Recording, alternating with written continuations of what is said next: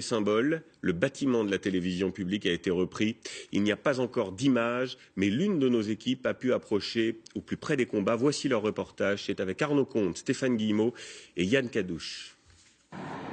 Les forces spéciales irakiennes progressent vers les premiers quartiers de Mossoul, appuyées par les avions de la coalition. Ces dernières heures, ils n'ont jamais été aussi visibles et si actifs.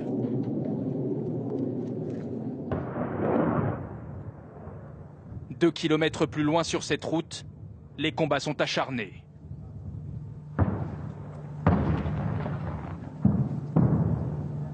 Des blindés irakiens viennent d'atteindre la rive est de Mossoul. Ici, un drone d'observation survole les positions des djihadistes. Mais beaucoup se cachent dans des tunnels ou même dans les maisons des habitants.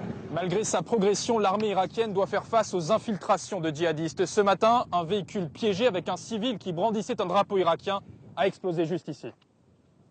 Ce civil était en fait un djihadiste. Il portait une tenue des forces spéciales irakiennes, sans doute volée sur un soldat tué. Arrivé sur notre position, la voiture a explosé. J'ai reçu des éclats dans la poitrine et sur mon visage. Quelques instants plus tard, alors que cette position est censée être sous contrôle, nous essuyons des tirs nourris. 4 djihadistes sont retranchés dans l'une de ces maisons, à quelques dizaines de mètres. Les soldats irakiens sont surpris. Ils ne savent pas où riposter. La situation semble leur échapper.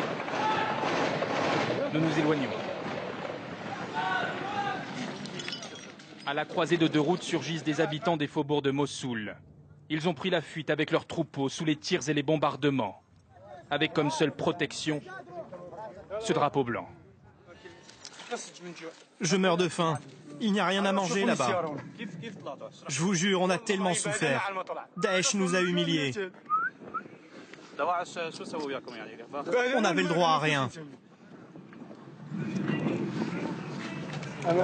Ce berger affirme que certains villageois ont été enlevés et conduits de force par les djihadistes dans le centre-ville de Mossoul. Oui, on vous retrouve ce soir sur place en direct, Arnaud. Bonsoir, où en est-on? Les troupes irakiennes ont-elles poursuivi leur avancée? Qu'avez-vous vu? Alors la nuit est tombée il y a 4 heures ici en Irak et les forces spéciales irakiennes se trouvent toujours notamment dans cette zone industrielle.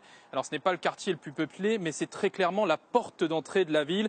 Et on peut le dire ce soir, ces forces spéciales ont un pied dans le fief des djihadistes. Alors demain au réveil et dans les prochains jours, évidemment, cela va se compliquer. Pourquoi? Parce que vous l'avez vu dans le sujet et nous l'avons constaté par nous-mêmes, ces forces spéciales avancent vite, trop vite parfois, si bien qu'elles laissent derrière elles des no man's land, des villages où se trouvent toujours des djihadistes et des villages où les djihadistes peuvent accéder, notamment avec leur réseau impressionnant de tunnels. Le danger, désormais, c'est donc d'être pris à revers et de subir des attaques meurtrières. Merci Arnaud et faites attention à vous. C'est donc une longue bataille qui s'annonce pour reprendre la ville. Bonsoir Étienne Lénart. Bonsoir Julien. On parle de plusieurs milliers de djihadistes retranchés à l'ouest de la ville. Oui, on estime qu'il y aurait encore entre 3 et 5 000 djihadistes dans Mossoul et surtout plus d'1 million d'habitants. Cette ville de Mossoul, elle est très grande, c'est 2 fois la superficie de Paris. Et on l'a dit, la principale avancée des forces, elle a eu lieu dans l'est de la ville aujourd'hui.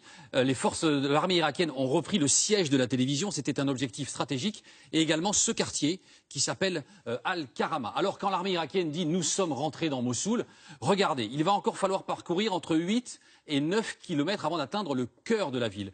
Et le cœur de la ville, c'est ce fleuve qui traverse Mossoul de nord au sud, le Tigre. Des témoins affirment que les 5 ponts que vous voyez ici ont été piégés et que les milliers de djihadistes qui restent encore dans la ville se seraient rassemblés dans la partie ouest de Mossoul, dans le Mossoul historique, où se trouve par exemple la grande mosquée de la ville. C'est une mosquée très symbolique, c'est là qu'a eu lieu la toute dernière apparition du chef du groupe État islamique. C'était il y a un peu plus de 2 ans. Merci Étienne pour ces précisions. Autre titre de l'actualité ce soir, le coup de frein